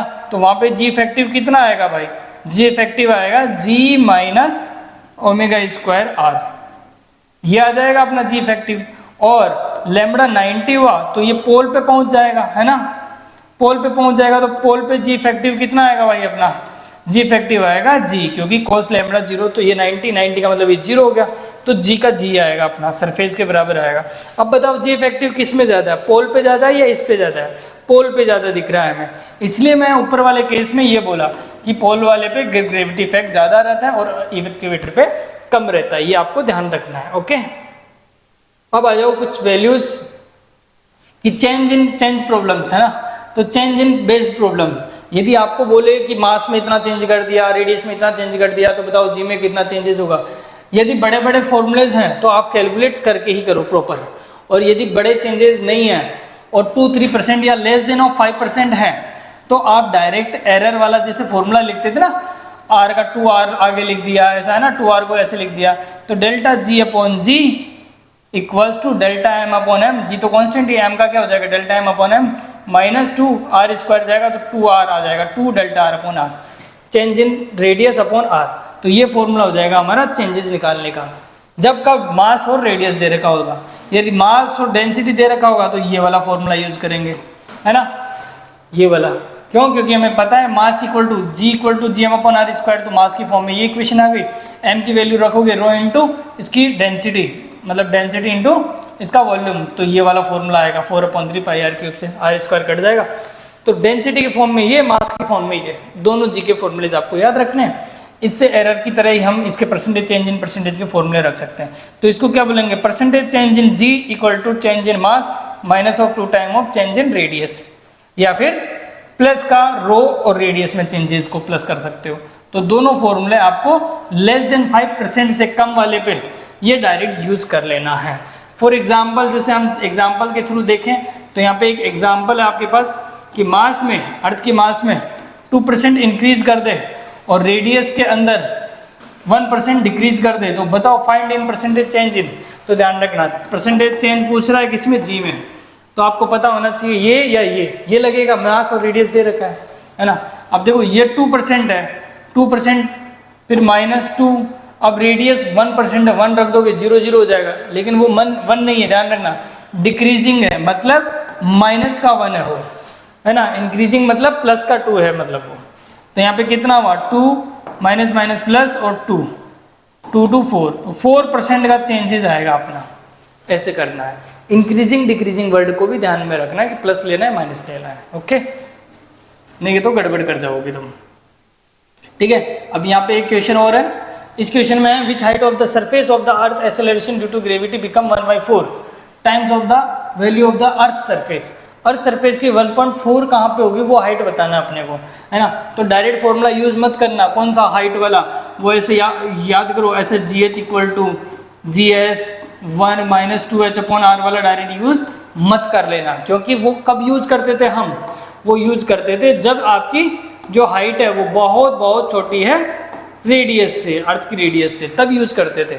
इसका मतलब कौन सा यूज करना है हमें फॉर्मूला यूज करना है G equal to G M upon R plus H वाला, R प्लस एच वाला फॉर्मूला यूज करना है अपने को। ओके, तो ये यूज करना है, ठीक है। तो वो वही पूछ रहा है कि उसका जो ग्रेविटी, एक्सेलरेशन ग्रेविटी 1.4 टाइम हो जाए, ठीक है, मतलब जी डैश, ये जी डैश बोल सकते हो आप, ठीक है। तो वो हाइट बताना है अपने को, 1/4 टाइम हो जाए। तो देखो यहां से क्या करोगे, जी डैश की वैल्यू चाहिए और हमें पता है, देखो ये है किसी भी हाइट पे जी एच पे, है ना, और सरफेस पे कितना होता है हमारा GM/R², यही होता है ना। अब ये इसका 1/4 टाइम हो जाए, मतलब ये जो है उसका 1/4 टाइम हो जाए, मतलब GH है ना, GS का 1/4 टाइम हो जाए, मतलब ये इस इक्वेशन में दोनों वैल्यूज पुट कर दो, अपने आप आंसर आ जाएगा। तो GH की वैल्यू क्या है, GH की वैल्यू ये है GM/R प्लस H का स्क्वायर इक्वल टू GS वो है GM/R², और 4 ये है, ऑलरेडी है यहाँ पे 4 है ना, 4, दोनों वैल्यूज इस फॉर्मूले में पुट कर दिए दोनों से, तो इसमें GM से GM कट गया, ये इसका इधर आया, ये इधर आया, तो R² × 4 equal to R plus H का स्क्वायर, ठीक है। दोनों साइड रूट ले लो, तो अपनी इक्वेशन, नई इक्वेशन क्या बनी, नई इक्वेशन बनी है अपनी R × 2, रूट ले लिया दोनों साइड में, R प्लस एच, है ना, ये R भी उधर आया, तो R बराबर R हो गया, और क्या है, देखो ये 2R हो गया, तो 2R minus R equal to H, तो H की वैल्यू क्या आई, R के बराबर। यदि जो हाइट आपकी वो रेडियस के बराबर चली जाएगी, जो हाइट है वो रेडियस के बराबर चली जाएगी, तब जाके आपकी जो ग्रेविटी की वैल्यू है वो 1/4 टाइम हो जाएगी, 1/4 टाइम हो जाएगी इनिशियल की, ठीक है। तो ऐसे आंसर्स करते हैं ग्रेविटेशनल पोटेंशियल, ठीक है। तो ग्रेविटेशनल पोटेंशियल के अंदर हम, जैसे हमने इलेक्ट्रोस्टैटिक में भी जानते हैं कि किसी भी चार्ज को लेकर आने में, इनफाइनाइट से चार्ज को लेकर आने में जितना वर्क डन करना पड़ता है, इसमें भी सेम कॉन्सेप्ट है कि किसी भी पार्टिकल, m मास के पार्टिकल को कहीं इनफाइनाइट से किसी पॉइंट तक लेके आने में जितना वर्क डन होता है ना, पर यूनिट मास जितना भी वर्क डन होता है, उसको हम क्या बोलते हैं, ग्रेविटी पोटेंशियल। तो ग्रेविटी पोटेंशियल की वैल्यू वही, मतलब फॉर्मूला क्या रहेगा इसका अपना, वही W V equals to work done by mass, ठीक है। तो मास को जितना लेके आ रहे हैं हम इनफाइनाइट से किसी भी पॉइंट तक लेके आने में जितना वर्क डन होता है, उसी को क्या बोलते हैं बेटा, पोटेंशियल बोलते हैं, इलेक्ट्रिक पोटेंशियल, ठीक है। मतलब ये ग्रेविटी पोटेंशियल ध्यान रखना, ठीक है। और W यहाँ पे क्या होता है अपना, वर्क डन। तो वर्क डन कितना निकलेगा अपना, हमें पता है, जैसे DW, अभी मान लो यहाँ पे dr डिस्टेंस तक लेके आया, हम यहाँ से मान लेते हैं r डिस्टेंस में, छोटा सा dr डिस्टेंस तक लेके आया इसको, है ना, और वहाँ पे अपने को dW वर्क करना पड़ा, तो F डॉट dr करेंगे हम, है ना, और जब फोर्स की जब वैल्यूज पुट करेंगे हम, तो GM/R² मल्टीप्लाई, मान लो यहाँ पे अर्थ का मास है या कुछ भी है मास, इंटू dr, है ना, R इंटू dr। तो जब इसको कैलकुलेट करते हैं, सॉल्व करते हैं, dW की वैल्यू निकालते हैं, ठीक है, तो अपने बताया GM/R बचता है यहाँ पे, ठीक है, और अपोजिट डायरेक्शन में, DW के अपोजिट डायरेक्शन में, तो यहाँ पे जो पोटेंशियल आता है वो आता है अपना GM/R, ठीक है, मास से मास पे कट जाता है, तो GM/R ये पोटेंशियल आता है अपना, ठीक है, वही जूल पर kg, ठीक है। तो ये अपना पोटेंशियल आता है, ठीक है। जैसे ही एक यूनिट मास के लिए, ये पॉइंट, किसी भी पॉइंट मास के लिए, m मास के लिए जो भी ग्रेविटी पोटेंशियल होगा वो कितना होगा, माइनस GM अपॉन वो उसकी डिस्टेंस GM/R, ठीक है। मतलब R² नहीं होता है इसमें, है ना, उड़ता जा रहा है ना, हमें पता है फोर्स में क्या होता है, याद रख लेना, फोर्स में क्या होता है Gm1m2/R², ठीक है। उसके बाद में हमने क्या पढ़ा,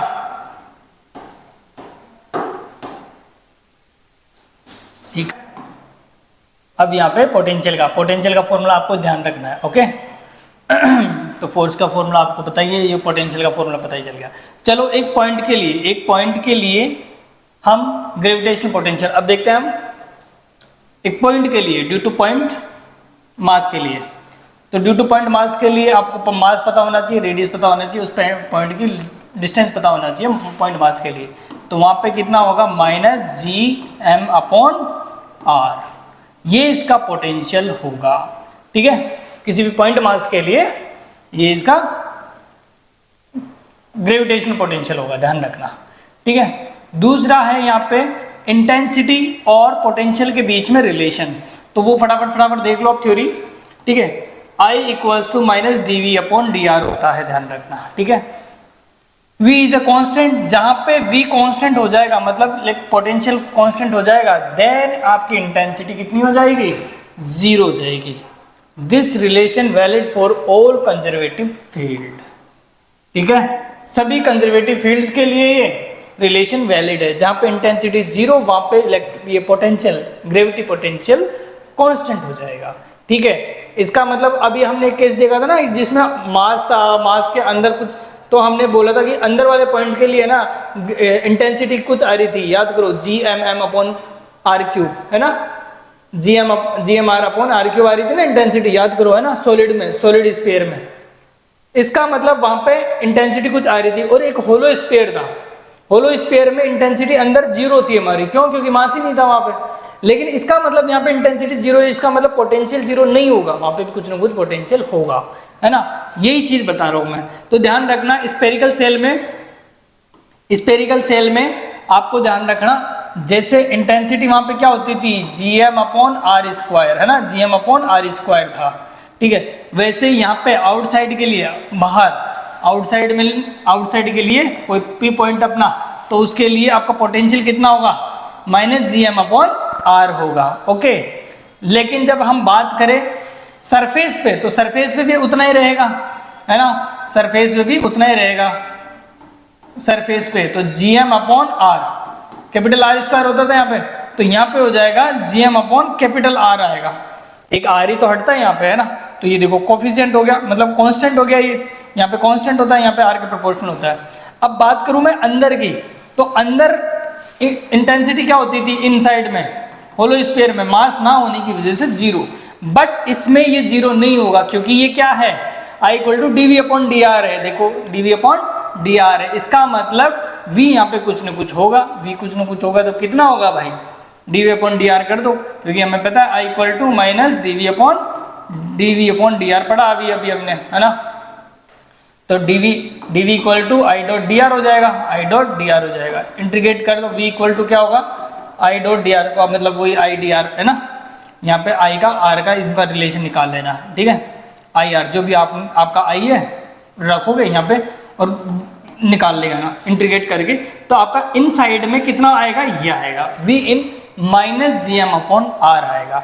इसका मतलब उतना ही, जितना सरफेस पे था उतना ही आएगा gm/r, मतलब ऐसे कांस्टेंट। उसमें क्या लाइन आती थी, 0 लाइन आती थी, लेकिन यहाँ पे 0 नहीं होगा, इसमें सरफेस के अंदर भी V आपका कांस्टेंट रहेगा यदि I आपका 0 है तो, ठीक है।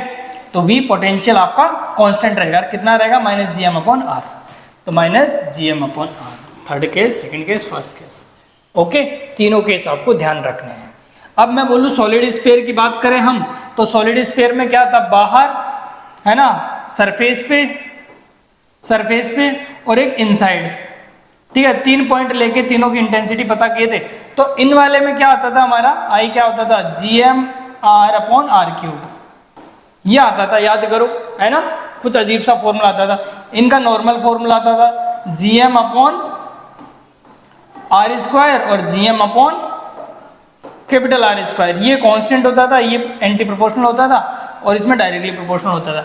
वैसे ही हम बात करेंगे इसके पोटेंशियल की, ठीक है, तो इसके पोटेंशियल में आपके पास आउट में उतना ही आएगा -gm/r, बाहर सरफेस पे आएगा -gm/R, मतलब कांस्टेंट आ जाएगा, ठीक है। इसमें 1/r के प्रोपोर्शनल होगा, और इसमें r की जगह ध्यान रखना, जब इसका इंटीग्रेट करके निकालते हो तो इस टाइप का फॉर्मूला मिलता है हमें, gm/2r³ 3r² - r², इस टाइप का फॉर्मूला मिलता है। और जब इनको इसके बीच में देखो तो इसका मतलब है इसमें ये -r² के प्रोपोर्शनल है, -r² के प्रोपोर्शनल है इनसाइड में, तो इसका मतलब यहाँ पे, और वहां पे क्या होता था, कांस्टेंट आता था, है ना। लेकिन यहाँ पे कैसा रहेगा, यहाँ पे इनसाइड में इस टाइप का रहेगा, ध्यान रखना, इस टाइप का ग्राफ रहेगा भाई हमारा।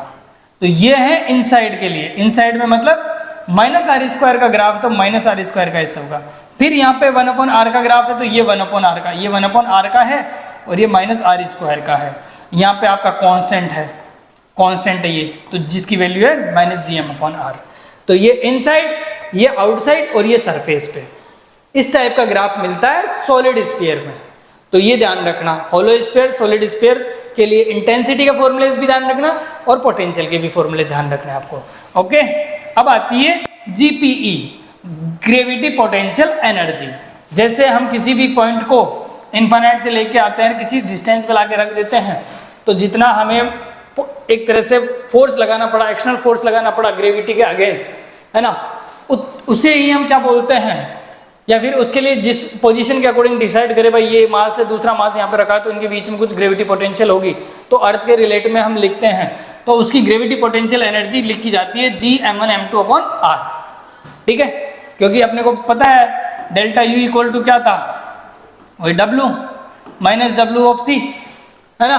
तो वही W निकाल लो, W का मतलब यही अपना वर्क डन निकाल रहे हैं हम। ठीक है, तो यहाँ पे होता है U equal to minus Gm1m2/r। ये फॉर्मूला आपको बार बार में ध्यान रखना है। ठीक है, ये एक स्केलर क्वांटिटी है, पोटेंशियल एनर्जी एक स्केलर क्वांटिटी है ना, और ये पाथ पे डिपेंड नहीं करती है, ध्यान रखना। इनके बीच की डिस्टेंस से ही हमें ऑब्जेक्ट कहाँ पे है, कहाँ से कहाँ तक था। ठीक है, इसकी जो यूनिट है वही जूल ही रहेगी अपनी। ठीक है, और अर्थ के फॉर्म में लिखोगे तो एक मास क्या रखोगे, अर्थ का मास रखोगे। ठीक है, तो -Gmm/r, ये इसकी पोटेंशियल एनर्जी का फॉर्मूला है। ठीक है, अब इसको लिखते कैसे हैं, जैसे पहले एक ऑब्जेक्ट आया आपका, है ना, पहले एक ऑब्जेक्ट आया तो उसकी वजह से जो मतलब कोई ऑब्जेक्ट था पहले, तो उसका खुद की वजह से खुद का तो पोटेंशियल होगा नहीं, है ना, तो इसके रिलेट में रखोगे।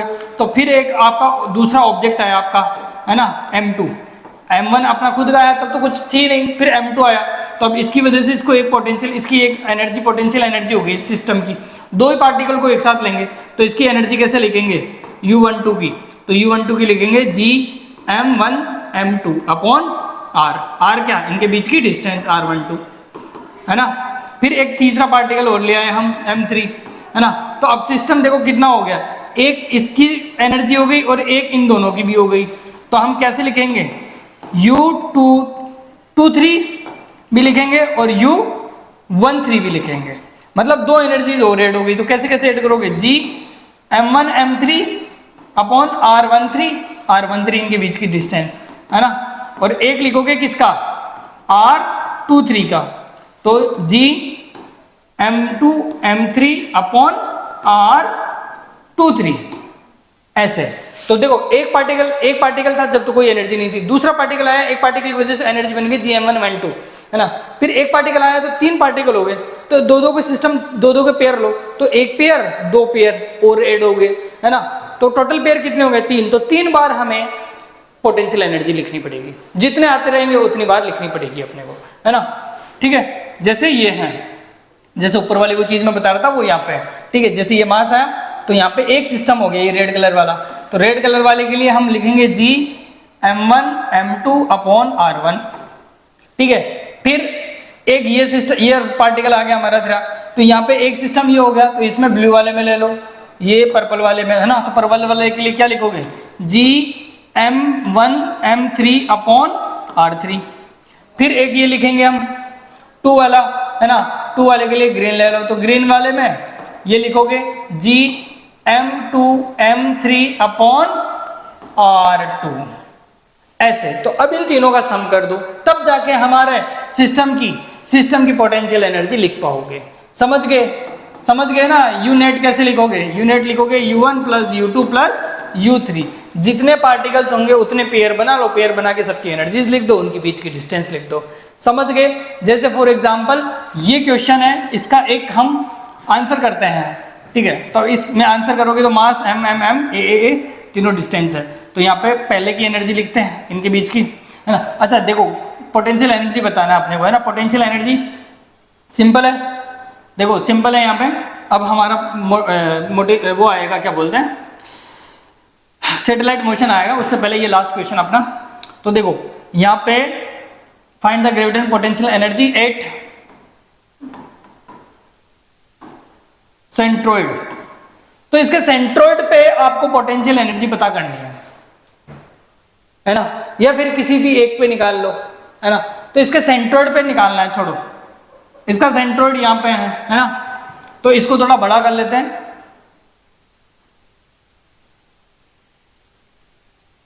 ये भाई इसका सेंट्रोइड है, इस सेंट्रोइड पे हमें निकालना है।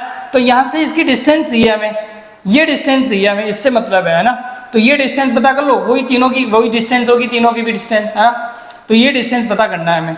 अब देखो यहाँ पे सिस्टम, अच्छा फाइन ग्रेविटेशनल पोटेंशियल एनर्जी लिखनी है ना, तो फिर तो सिस्टम ही बना लो, कोई मतलब ही नहीं है। सिस्टम बना लो, ये लो, ये एक सिस्टम बन गया, ये एक सिस्टम बन गया, है ना, और ये एक सिस्टम बन गया। तभी तो इसकी पोटेंशियल एनर्जी लिख पाओगे, है ना। अभी इंटेंसिटी वगैरह कुछ लिखते हैं, इंटेंसिटी या पोटेंशियल पूछता तो वो अलग लिखना पड़ता हमें, लेकिन पोटेंशियल एनर्जी पूछ रहा है तो सिंपल है, तीनों की लिख लो। एक मास था, उसकी वजह से कुछ नहीं आया, दूसरा मास आया तो उसकी वजह से क्या लिखेंगे, जी एम स्क्वायर अपॉन ए, ठीक है, नेगेटिव के साइन के साथ, ठीक है। फिर नेगेटिव का साइन भी लिख लो, चलो, माइनस, फिर जी एम, इनका लिखेंगे जी एम स्क्वायर अपॉन ए स्क्वायर, फिर इसका लिखेंगे तो जी एम स्क्वायर अपॉन ए स्क्वायर, तो कितना हुआ, माइनस का 3gm स्क्वायर अपॉन ए। ये इसकी पोटेंशियल एनर्जी हो गई टोटल।